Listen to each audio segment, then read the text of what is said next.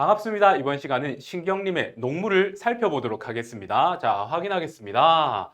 제목이 농무예요, 농무. 농무가 뭐냐면 춤출무자죠. 그러니까 농사일 되게 힘들잖아요. 그 농사일에 피로를 잊기 위해서 추는 춤, 그게 바로 농무다. 여기까지만 생각하시면 돼요. 그러면 선생님 춤추니까 즐겁겠네요. 한번 들어가 볼게요.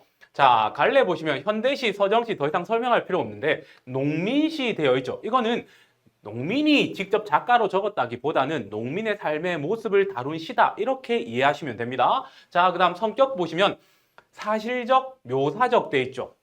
그러니까 있는 현실의 모습을 그대로 묘사하여 사실적으로 보여준다. 그런데 비판적 되어 있습니다. 그런데 그 보여주는 모습이 긍정적인 모습이다, 부정적인 모습이다. 부정적인 모습이다 라는 거죠. 농민의 모습인데 참 부정적이네요. 자, 그 다음 들어가 보겠습니다. 주제. 산업화 과정에서 소외된 농민들의 현실과 왜 부정적인지, 비판적인지 아시겠죠? 그 다음 그에 대한 비판 이렇게 되어 있습니다. 농민의 모습이에요. 농민의 모습인데 참 배경이 언제예요? 산업화예요. 산업화 때문에 농촌이 붕괴되어가는 현실을 드러내고 있구나. 이 정도만 이해하시면 됩니다. 자, 그 다음 특징요. 농민들의 소외된 현실을 직설적으로 드러내고 있다. 자, 보통 시는요, 간접적으로 표현해요. 그런데 여기서는 정말 힘들었나 봅니다. 그래서 직설적으로 자신의 농민의 감정을 표현하고 있다. 그 부분이 어딘지 짚어내시면 되고요. 자, 그 다음 역설적 상황을 통해 농민들의 심리를 효과적으로 드러낸다. 자, 역설적 상황이란 무엇이냐면 지금 상황이 이렇게 전개되는 걸 보니까 다음 상황은 이렇게 되겠지라고 예측하게 만들어 놓고는 다음 상황에 반전을 시키거나 완전히 다른 상황을 주는 표현 방법을 역설적 상황 설정이라고 하거든요. 이 시에도 그런 방법이 나타난다라는 거예요. 그럼 그걸 가지고 농민들의 어떤 심리를 드러내고 있는지 확인하시면 된다라는 겁니다. 이 두 가지는 큰 출제 포인트가 됩니다. 자, 그 다음 홍명희의 소설 임꺽정에 나오는 인물을 이 시 속에 끌어들였다. 크게 중요한 건 아니에요. 소설 속의 인물을 들고 와서 뭘 표현하는지 그것만 확인하시면 되고, 그다음 시가 쉬운 일상어를 사용했어요. 왜? 농민의 생활 모습이니까요. 그래서 내용을 이해하기 쉽다라는 겁니다. 자, 그럼 이것들 차주로 한번 들어가 보겠습니다. 자, 징이 울린다, 막이 내렸다. 여기서부터 일단 한번 끊어볼게요. 자, 분명히 농무, 일종의 공연이잖아요. 그런데 보통 공연을 이야기하면 공연 시작부터 이야기가 나와야 되는데 징이 울려. 그런데 막이 내렸다. 자, 이건 뭐예요? 공연의 끝부터 시작한다고요. 끝나버렸다고요. 그리고 그 끝을 막이 내렸다라는 거, 하강적 이미지 많이 배웠잖아요. 그러면 이거를 사용함으로써 이 시 전반적인 분위기를 우리한테 주고 있다고요. 어떤 분위기일까요? 끝났으니까요. 허무함 혹은 쓸쓸함의 분위기로 이 이야기를 시작하고 있습니다. 자, 계속 가볼게요. 오동나무에 전등이 메어 달린 가설 무대, 임시로 만든 무대요. 구경꾼이 돌아가고 난 텅 빈 운동장 되어 있습니다. 자, 아까는 막이 내렸다 그랬고요. 이제는 장소인데 텅 비어 있어요. 그러면 텅 비어 있다라는 이 시어를 읽으면 일반적으로 우리가 받아들이는 정서는 어떨까요? 똑같아요. 허무함과 쓸쓸함이라고요. 공연할 때는 조금 박작지껄했을 거 아니에요. 그런데 끝나고 나니까 아무도 없는 거예요. 그러면 이 두 시행을 통해서 전체적인 시적 분위기를 이렇게 형성하고 있습니다. 분명히 공연인데 왜 허무함과 쓸쓸함으로 갈까요? 계속 볼게요. 우리는 그랬어요. 화자죠, 화자. 화자가 한 명이 아니에요. 우리라고 했으니까 분이 얼룩진 얼굴로 학교 앞 소주집에 몰려 술을 마신다. 공연 끝났으니까 뒤풀이 하잖아요. 그 정도를 일단 이해하시면 되고요. 그 다음 이때 분이라는 것은 첫 번째는 화장요. 공연하려면 찍어 바르죠. 저도 조금 찍어 발랐는데 찍어 바르잖아요. 그걸 분이라고 합니다. 분장할 때요. 자, 그런데 술을 마시면 여러분들은 잘 모르겠다. 공연 끝나고 술 마시면요 기분 좋죠. 뽀악 파리 하잖아요. 자, 그런데 답답하고 고달프게 사는 것이 원통하다고요.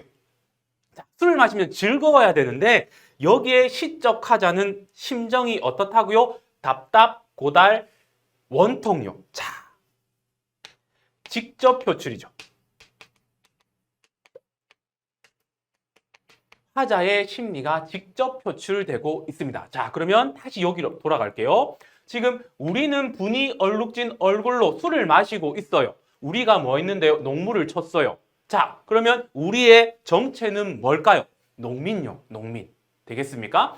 농민들이 농무를 추고 나왔는데 답답하고 고달프고 원통하다라는 심리를 직접 표출하고 있다고. 이거는 농민들의 심리를 직접 표현한 부분이라고. 아직 이해가 안 돼요. 이것만 딱 보면 공연 끝이에요. 여기는 공연의 끝 모습이에요. 공연 끝 신내야 되는데 허무하고 쓸쓸하고 답답하고 고달프고 원통하다고요. 됐습니까? 그리고 하나만 더요. 이때 분은 이 심리 상태를 봤을 때는 화장이 아니라 분노. 여러분들의 영어로 개빡침요. 그렇게 해석도 충분히 가능하다는 거죠. 자, 그 다음 살펴보겠습니다. 자, 앞부분은 공연 후에 즐거움이 아니라 답답하고 고달프고 원통한 농민 전체의 심리 상태가 드러났어요.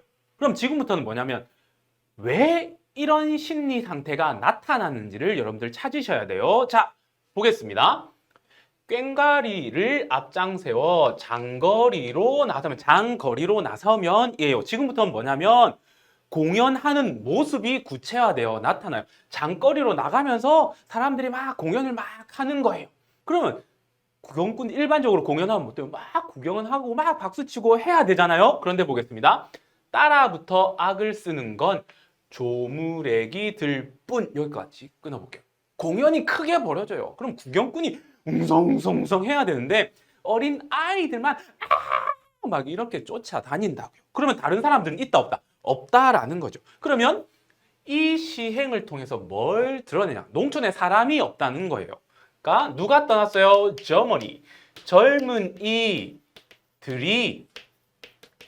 떠난 농촌의 현실을 보여주고 있는 거예요. 이 시대적 배경이 언제예요? 산업화요. 산업이 돈이 되니까 사람들이 전부 다 도시로 갔잖아요. 그러니 상대적으로 농촌 젊은이가 어떻게 없어지죠. 그러니 점점 붕괴되고 있는 거죠. 또 볼게요. 처녀애들은 기름집 담벼락에 붙어 서서 철없이 킬킬 대는구나. 처녀애들의 반응은 웃어요. 아유, 아직도 왜 저런 거래요? 왜 요즘 세상에도 저런 거래? 라고 반응을 하고 있는 거죠. 이렇게 붙여볼게요. 냉담한 반응력. 농촌이 융성했을 때는 다 이렇게 했을까요? 그런데 세상이 바뀌었잖아요. 그리고 젊은 처녀애들이잖아요. 그러니까 요즘 세상에도 저런 거 하는구나 뭐 이렇게 됐다고요. 이런 걸 통해서 뭘 드러낼까요? 이 부분에서 드러내고자 하는 건 뭐예요? 농촌의 붕괴요. 농촌의 붕괴된 모습이 드러났다라는 거죠. 이해되셨습니까?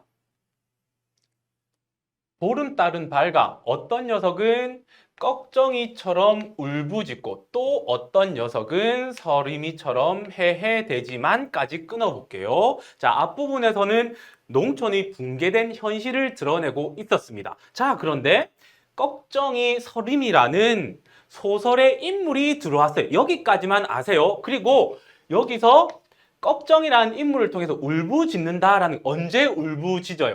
뭔가 화가 나고 억울한 감정이 폭발했을 때 울부짖죠. 자, 울부짖는다는 걸 어떻게 해석하시면 되느냐면 분노요.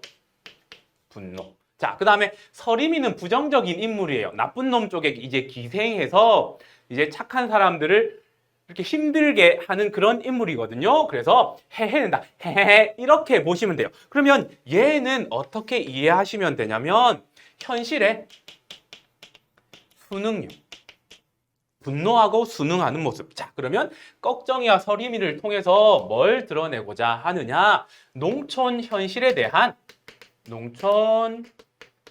현실에 대한 농민들의 삶의 태도요. 어떤 사람은 분노하고 어떤 사람은 그냥 현실 순응해서 살아가는 모습이 드러나고 있는 겁니다. 또 볼게요.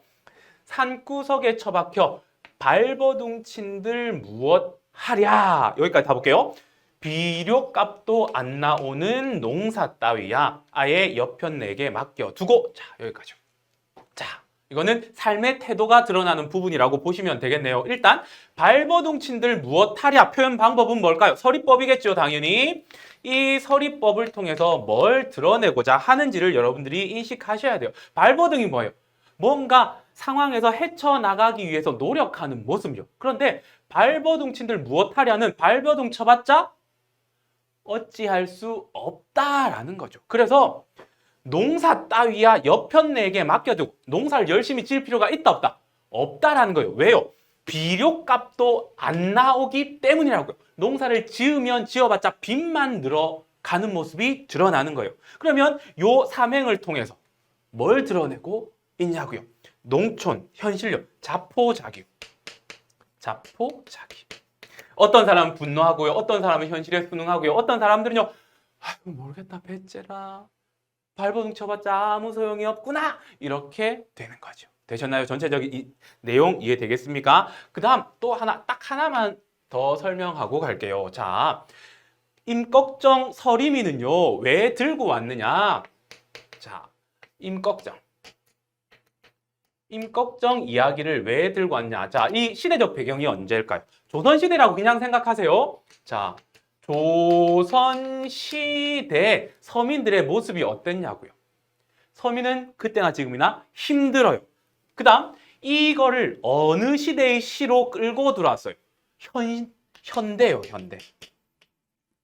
자, 조선시대의 인물들을 현대의 시에 끌고 들어오면서 조선시대의 삶의 모습이나 현대의 삶의 모습에, 자, 중요한 거, 변화가 있다 없다? 없다라는 거예요. 누구의 삶의 모습은요? 농민들의.